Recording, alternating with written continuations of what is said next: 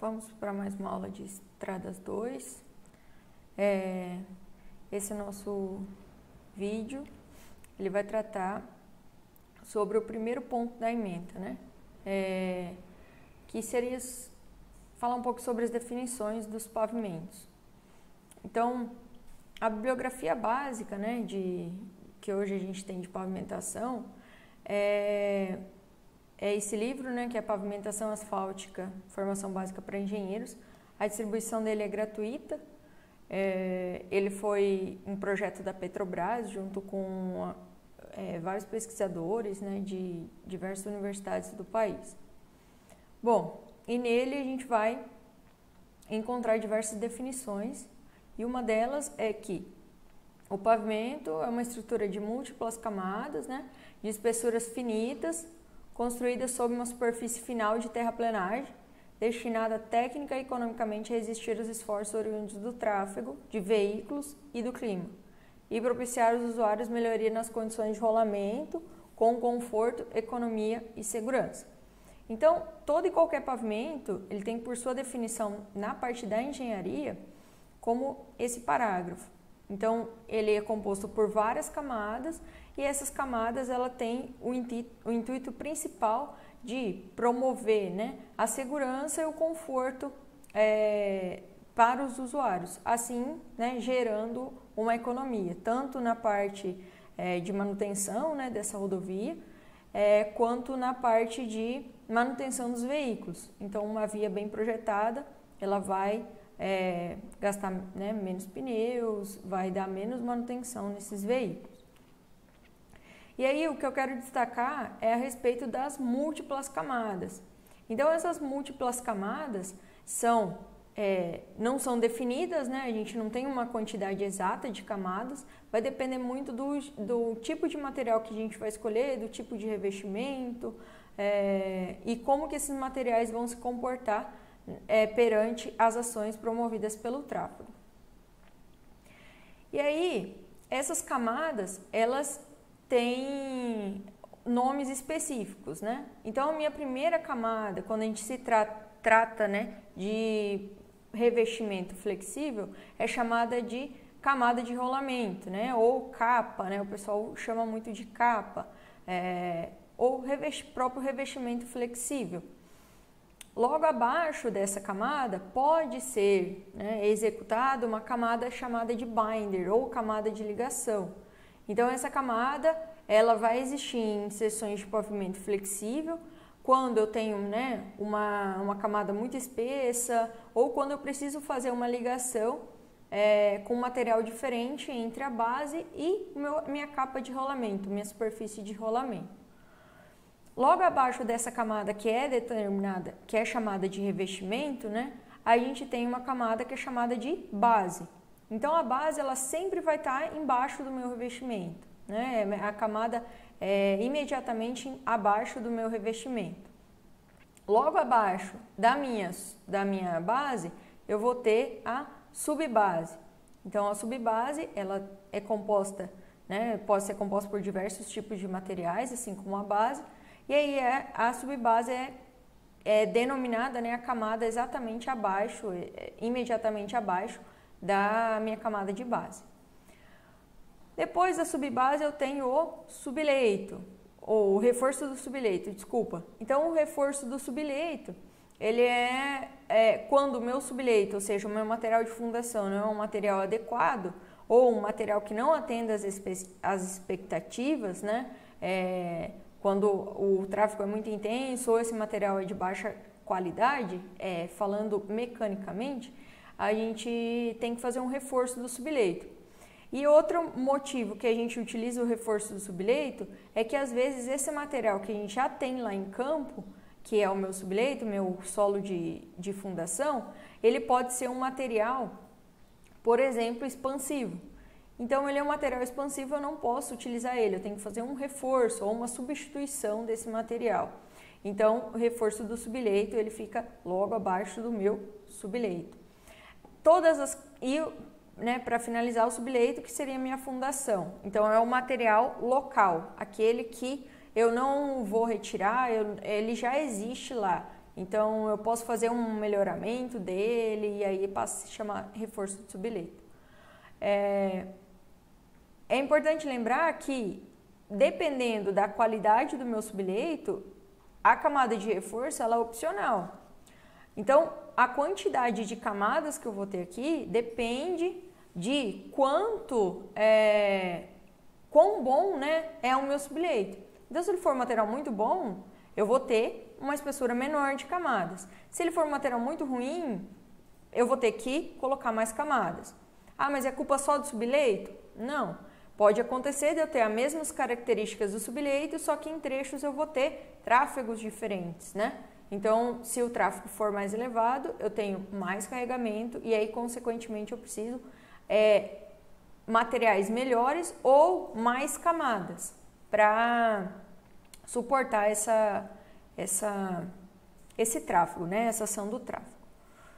Bom, e aqui eu tenho, né, mostrando maior a estrutura do meu pavimento.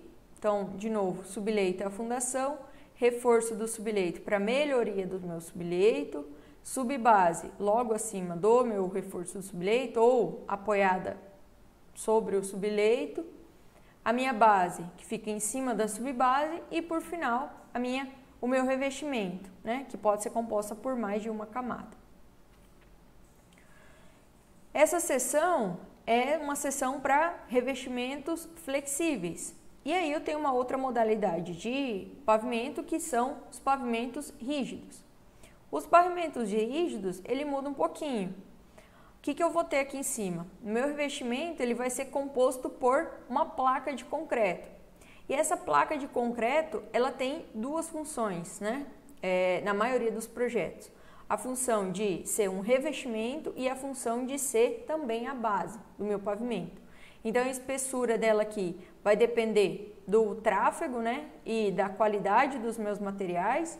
Então, eu vou dimensionar essa espessura e aí ela serve como, muitas vezes, né, como base e também revestimento. Logo abaixo dessa placa de concreto, eu tenho a minha subbase. Então, geralmente composta por material granular e logo abaixo da subbase, o subleito. Entre, né, a minha placa de concreto e a minha camada de subbase, eu coloco um material para separar elas, né? Que muitas vezes é imprimação asfáltica ou uma lona plástica. Outra característica dos pavimentos de concreto, que não tem nos pavimentos flexíveis, são as juntas, né, de retração. Então, eu preciso fazer essas juntas.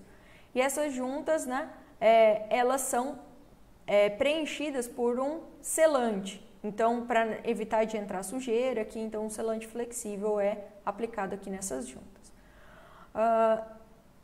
Pode, né, estar especificado no meu projeto barras de transferência. Então, são barras de aço dimensionadas para são inseridas aqui na ligação entre duas placas. Geralmente, né, o comprimento dessas placas para pavimento rígido varia entre 4 e 6 metros. Então, esse é um comprimento típico, né, entre uma junta e outra. Bom, e quais são as definições, né, de pavimentos, das camadas de pavimento flexível? O revestimento é composto pela camada de rolamento em pavimentos flexíveis, pode ter mais de uma camada. A base, camada localizada imediatamente abaixo, né, do revestimento. Em pavimentos rígidos, a camada de concreto pode ser considerada também camada de base. Subbase, camada localizada imediatamente abaixo da base. Reforço, camada localizada imediatamente abaixo da subbase em cima do subleito. E o subleito é a fundação do meu pavimento. Para um pavimento, né, funcionar de maneira adequada, a gente precisa ter uma hierarquia dessas camadas. Então, essa hierarquia ela vai depender, né, basicamente, que o meu revestimento, ele geralmente, né, tem um valor muito mais alto. E ele é um material que vai estar sofrendo diretamente os impactos do tráfego. Já a minha base, ela composta por material granular, e esse material granular, se a gente comparar, né, com uma estrutura de subbase, por exemplo, a base ela vai ser de um material de melhor qualidade. Por quê? Porque as tensões, né, elas são recebidas pelo revestimento e vão se dissipando. Até que quando a gente chega no subleito, essas tensões são bem reduzidas já. E por isso que quanto mais superficial a gente tem o meu material, a minha camada, mais nobre ela se torna. E aí essa nobreza está ligada também com o custo. Então, dependendo do tipo de tráfego que eu estou trabalhando, eu vou precisar, por exemplo, colocar uma base cimentada, né? Adicionar cimento nessa base. Uma camada natural, de solo natural, por exemplo, pode não servir para que esse meu pavimento seja de boa qualidade. E aí, essa hierarquia, ela tem que trabalhar de acordo com as tensões. Então, se aqui na superfície eu vou ter mais tensões, né? Então, minhas rodas estão aqui. Aqui no meu revestimento ele vai estar com uma tensão grande, né? E aí essas tensões, se eu analisar o mesmo ponto, essas tensões tendem a diminuir, porque funciona como um espraiamento de tensões, né? O solo ali na superfície ele está com uma tensão muito localizada, e aí quando chega lá no meu subleito eu já vou ter essa tensão distribuída numa área muito maior. Bom, e aí para cada um desses materiais, revestimento, base, subbase e subleito, a gente tem características, né, que são características relacionadas com a deformabilidade desses materiais, a elasticidade desses materiais, né? Então tudo isso vai implicar num bom ou, né, num mau dimensionamento. Então cada material tem que ser analisado individualmente e depois como um conjunto para que eu verifique se aquelas tensões provocadas pelo tráfego elas vão ser suportadas por aquele material de uma maneira que seja satisfatória para o projeto.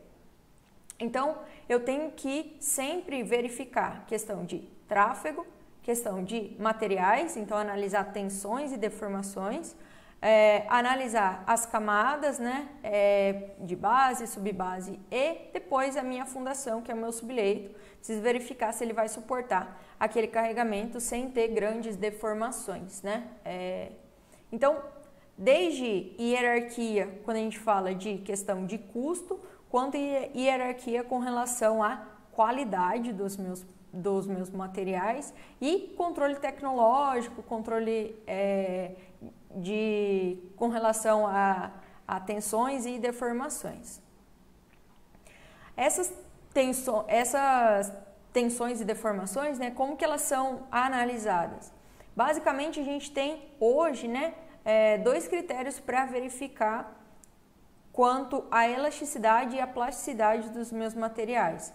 Então, as deformações resilientes, ou seja, deformações elásticas, aquelas que tendem a retornar, né? Então, quando há um carregamento, logo após esse carregamento é cessado, a gente tem um retorno elástico. Esse retorno elástico, quando a gente está se tratando de materiais para pavimentação, ele se chama módulo de resiliência. Módulo de resiliência nada mais é do que esse retorno elástico quando eu estou carregando um material de maneira cíclica. Então, diferente de, por exemplo, resistência dos materiais, a gente tem um módulo elástico dos materiais. Mas aquele carregamento é um carregamento monotônico. Aqui a gente vai estar falando de módulo de resiliência, que é um carregamento dinâmico, né? Um carregamento cíclico. E se tratar de deformações permanentes, ou seja, deformações plásticas, aquelas que não retornam, a gente tem um ensaio, né, e é chamado de deformação permanente. A principal causa de problema, né, no pavimento relacionada à deformação permanente são os afundamentos de trilha de roda. Então, o fundamento de trilha de roda, quando a gente está andando numa rodovia, e começa a chover, por exemplo, né? Se tiver trilha de roda, a água pode ficar empoçada ali e a gente tem o efeito da aquaplanagem nesses veículos. Então, quando há deformação permanente excessiva, essas trilhas de roda acabam comprometendo a segurança, né, de quem está trafegando por ali. Bom, e era isso que a gente tinha para esse tópico. Na próxima aula, né, no próximo vídeo, a gente vai estar falando sobre os tipos de materiais para utilizar no revestimento, na base, né, subbase e reforço de subleito.